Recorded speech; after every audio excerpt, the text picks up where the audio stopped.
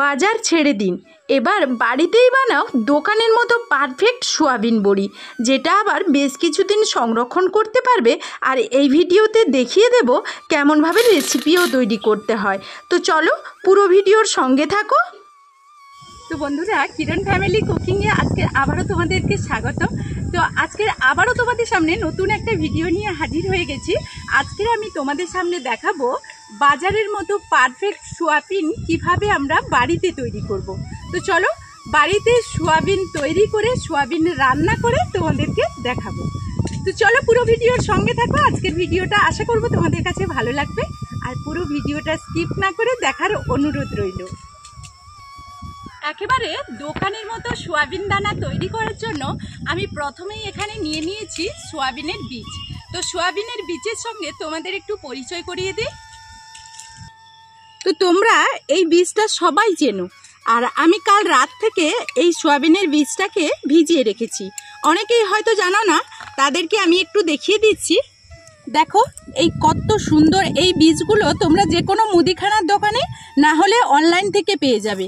তো বন্ধুরা, আমি মুদিখানার দোকানে পাইনি, অনলাইন থেকে পেয়েছি, তাই কিনে নিয়ে এসেছি। আর দেখো এই ছোট্ট এইটুকুনি বীজগুলো ভিজিয়ে দিতে কত বড় বড় হয়ে গেছে দেখো।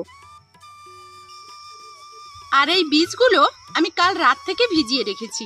যতটা বড় হয়েছে ততটা কিন্তু নরমও হয়ে গেছে।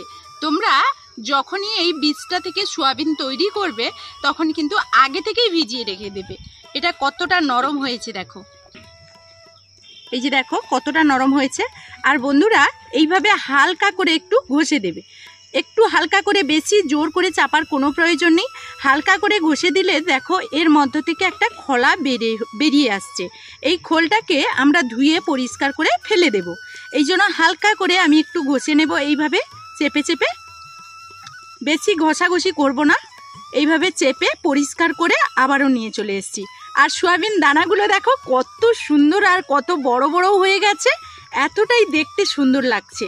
তো চলো এগুলোকে এখন পরিষ্কার করে নিই। বন্ধুরা, আমি মোটামুটিভাবে সোয়াবিন দানাগুলো খুব ভালোভাবে ধুয়ে নিয়ে চলে এসেছি, আর তোমাদের একটু দেখিয়ে দিই। তো এর মধ্যে হালকা কিন্তু খোসা থেকে গেছে, এগুলো থাকলে কোনো রকম কোনো অসুবিধে হবে না। এরপর আমি এইরকম একটা মিক্সি নিয়ে নিয়েছি, আর মিক্সির মধ্যেই আমি এটাকে পেস্ট করে নেব। তবে এটাকে একটু শুকনো শুকনো অবস্থায় পেস্ট করব। যদি জলের প্রয়োজন হয় অল্প অল্প জল দিয়েই পেস্ট করবে, আর না হলে যতটা পারা যায় শুকনো অবস্থায় পেস্ট করে নেবে। এই সোয়াবিনের দানা বা বীজ থেকে আমরা সোয়াবিনটা তৈরি করার জন্য এখানে আমি 500 গ্রাম মতো সোয়াবিন নিয়ে নিয়েছি। এই সোয়াবিন দানাটা তোমরা চাইলে বাড়িয়ে কিংবা কমিয়ে নিতে পারো। এখন চলো মিক্সিতে খুব ভালো করে পেস্ট করে নেব। একসঙ্গে হবে না, 2 থেকে 3 বার বড় মিক্সি এরকম নিয়েছি, বড় মিক্সিতে গুঁড়িয়ে নেব।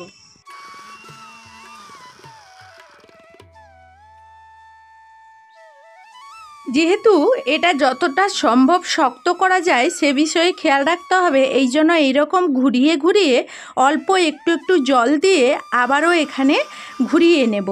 ঠিক আবারও যদি জলের প্রয়োজন হয় আবারও একটু জল দেব।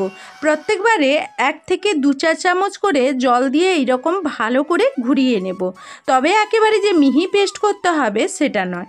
তবে দেখো এটা কিন্তু মোটামুটি আমার ঘোরানো হয়ে গেছে। মিক্সিতে খুব ভালো করে পেস্ট করে নিয়ে চলে এসেছি, আর পেস্টটা কতটা শক্ত শক্ত করেছি দেখো। তো তোমাদের প্রথমেই বলেছিলাম একটু শক্ত শক্ত করবে, কারণ এই পেস্টটা যতটা সম্ভব শক্ত করা যায় সেটাই দেখবে। আর হালকা হালকা ঘোরাবে, ঘোরাতে ঘোরাতে কিন্তু এরকম পেস্ট হয়ে যাবে। আর এখানে বলি, এই যে দেখো একেবারে কিন্তু মিহি পেস্ট করিনি, একটু ছপটা ছপটা আছে, কারণ আমরা বাজার থেকে যে সোয়াবিনটা কিনে নিয়ে আসি সেটাও এরকম ছোবড়া ছোবড়ার মতো থাকে, একেবারে মিহি পেস্ট হয় না। দেখবে তোমরা একটু খেয়াল করে। এই কারণে একেবারে দোকানের মতো পারফেক্ট করার জন্য এইভাবেই কিন্তু পেস্ট করে নিয়েছি। একেবারে মিহি পেস্ট করার কোনো প্রয়োজন নেই, আর একেবারেই কিন্তু জল জল করতে যাবে না। তো চলো এখন কিন্তু এখানে কিছু উপকরণ মিক্সড করব, আর তোমরা চাইলে কিন্তু এইভাবেই দিতে পারো। আর উপকরণগুলো যদি মিক্সড করি, যেহেতু আমরা বাড়িতে তৈরি করছি, একটু সুস্বাদু করে তোলার জন্য উপকরণ কিছু মিক্সড করে দেব। তো এখানে আমি 2 চামচ মতো গোবিন্দভোগ চাল ভিজিয়ে রেখেছিলাম, সেইটা এখন বেটে নিয়ে এসেছি। তো সেইটা এখানে দিয়ে দিচ্ছি। তো তোমরা গোবিন্দভোগ চাল না থাকলে আতপ চাল যদি বাড়িতে থাকে সেটাকে গুঁড়ো করে তোমরা দিতে পারো। তো এখন আমি গোবিন্দভোগ চালটা নিয়ে নিচ্ছি।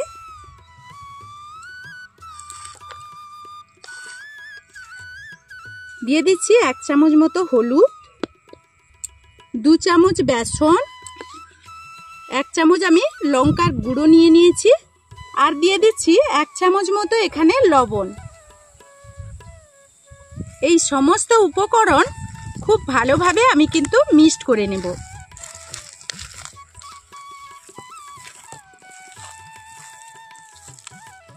তো এইভাবে এটা খুব ভালো করে মাখিয়ে নেব আর একটু খুব ভালো করে ফেটিয়ে নেব।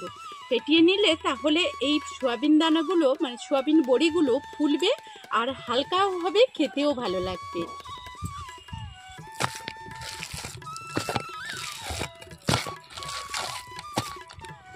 আমি এটাকে খুব ভালো করে এখন একটু ফেটিয়ে নিয়েছি। এখন আমি যে কাজটা করব, এই সয়াবিন বড়িগুলো যে দেব খুব তাড়াতাড়ি যাতে শুকনো হয়ে যায়, তার জন্য যেখানে খুব ভালো রোদ্দুর লাগবে সেইখানে নিয়ে গিয়ে দেব। তো বন্ধুরা, এইরকম একটা রোদ্দুর জায়গায় চলে এসেছি, আর এখন সয়াবিন বড়িগুলো দিয়ে দেব। সয়াবিন দানাগুলো আমি এই রকম গোল গোল করে দিয়ে দেব। তো একেবারে গোল করব না, ঠিক আমরা যেভাবে বাজার থেকে সয়াবিন দানা কিনে নিয়ে আসি ঠিক এইভাবে কিন্তু একটু আছড়া আছড়া থাকে, এইরকম আছড়া আছড়া থাকে। তো আমি এইভাবেই বড়িগুলো দিয়ে দিচ্ছি, আর একেবারে যে সমান থাকে তা নয়। আর আমি এই রকম একটা কাপড় নিয়ে নিয়েছি, সাদা কাপড় নিয়েছি, কারণ কি তাহলে রং ওঠার ভয় থাকবে না। যদি তোমরা যে কোনো কাপড় তোমরা নিতে পারো। আর কাপড়টা কুলোর উপরে দিয়েছি, কারণ কি যখন আমরা রোদ চলে যাবে তুলে নেব তখন এটা তুলতে সুবিধা হবে, না হলে শুধু কাপড়ের উপরে তোমরা দিতে পারো।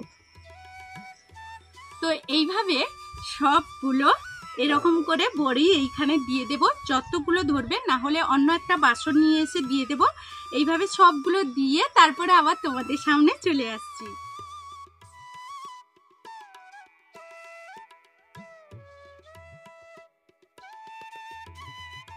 আমি দেখো সবগুলো সয়াবিন বড়ি কিন্তু এইখানে দিয়ে দিয়েছি। এখন আজকে খুব ভালো রোদ বেরিয়েছে, হলেও কি হয়েছে অনেকটাই বেলা হয়ে গেছে, তো এগুলো শুকিয়ে নেওয়ার অপেক্ষা। তো বন্ধুরা, আমি বাড়িতেই দোকানের মতো সয়াবিন তৈরি করে তোমাদের বলেছিলাম যে আমি বাড়িতে রান্না করে রেসিপি তৈরি করে তোমাদেরকে দেখাবো। আজকে কিন্তু আমি এটাকে রোদ্দুতে দিয়ে দিয়েছিলাম সয়াবিন দানাগুলোকে রেডি করে সয়াবিন তৈরি করে। এখন দেখো কতটা পারফেক্টভাবে আমি তৈরি করেছি, সেটাই তোমাদেরকে দেখাবো। তো বন্ধুরা দেখো এইগুলো কত সুন্দরভাবে হয়ে গেছে। তো এইগুলোকে আমরা যে বাড়িতে স্টোর করব আরও 2-3 দিন ধরে শুকিয়ে নেব খুব ভালো করে। একেবারে সয়াবিন দানা যে আমরা বাজার থেকে কিনে নিয়ে আসি সেই রকম শেপ হয়েছে কিনা দেখো। তো সেই রকম শেপ হয়েছে, কিন্তু আরও একটু ভালো করে শুকিয়ে নিতে হবে। তবুও আমি আজকের যেহেতু কিছুটা শুকিয়ে গেছে, এই কারণে আমি কিন্তু আজকের এটাকে রেসিপি করে তোমাদেরকে দেখাবো। আর কত সুন্দরভাবে সবগুলো রেডি হয়েছে দেখো। এটাকে আরো 2টো রোদ দিয়ে দেব। তো এখান থেকে আমি 1 বাটি মতো সয়াবিন নিয়ে নিচ্ছি। তো বন্ধুরা, এই সয়াবিনটা এখনো নরম আছে, খুব ভালোভাবে কিন্তু শুকিয়ে যায়নি। এই কারণে যখন শুকিয়ে নিয়ে তোমরা এই আজকের আমি যে রেসিপিটা করছি এটা যদি করতে চাও, তাহলে কিন্তু যেভাবে আমরা বাজার থেকে সয়াবিন কিনে নিয়ে এসে ভিজিয়ে দিই সেইভাবে ভিজিয়ে দেবে, তারপরে কিন্তু এই রেসিপিটা করবে। তো এখন আমি কোনো রকম ভিজাবো না, এই অবস্থাতে আমি মিক্সিতে খুব ভালোভাবে পেস্ট করে নেব। তো এখন এইরকম মিক্সির মধ্যে নিয়ে নিচ্ছি। এখন এটাকে পেস্ট করে নিয়ে চলে আসবো। আমি কিন্তু একেবারে মিহি করে পেস্ট করিনি, একটু একটু দানা দানা আছে দেখো, এইভাবে পেস্ট করে নিয়েছি। আর এইভাবে তোমরাও পেস্ট করে নেবে, তো বন্ধুরা, তোমাদের প্রথমে কমেন্ট করতে হবে না, ভিডিও দেখার পর বাড়িতে ট্রাই করবে, তারপর এসে কমেন্ট করবে যে কতটা পারফেক্টভাবে সয়াবিন বড়ি এইভাবে বাড়িতে দোকানের মতো বানিয়ে, তাও আবার রেসিপি করে এরকমভাবে খাওয়া যায়। অল্প একটু জল দিয়ে দেব, আমি 2 চামচ মতো একটু জল দিয়ে দেব। দেখো, এই এতটাই জল দিয়ে দেব, দিয়ে খুব ভালোভাবে মাখিয়ে নেব। আর এইভাবে গোল গোল করে আমি বল করে নেব। এখন সবগুলো বল করে এরকম তেলের মধ্যে ভেজে নিচ্ছি। এখন আমি এখানে দিয়ে দিচ্ছি সোয়া সস দিয়ে দিচ্ছি 2 চামচ, দিয়ে দিচ্ছি টমেটো সস 2 চামচ, শেষমেশ এখানে দিয়ে দেব ভিনিগার আমি 1/2 চামচ দেব। এখন আমি এখানে দিয়ে দেব জল। এখন আমি এখানে সয়াবিনের যে বলগুলো তৈরি করে রেখেছিলাম সেগুলো এখন দিয়ে দিচ্ছি। তো বন্ধুরা, কত সহজে আমি বাড়িতে সয়াবিন তৈরি করে সয়াবিনের মঞ্চুরিয়ান তৈরি করে ফেললাম। তো বন্ধুরা, কত সহজে বাড়িতে দোকানের মতো সয়াবিন তৈরি করে এবং বাড়িতেই সেই সয়াবিন দিয়ে রান্না করে ফেললাম সয়াবিনের দুর্দান্ত একটা রেসিপি। তো এখনকার মতো এই ভিডিও থেকে বিদায় নেব, ফিরে আসবো নতুন কোনো ভিডিও নিয়ে। ততক্ষণ সবাই সবার পরিবারকে নিয়ে ভালো থাকবে, সুস্থ থাকবে।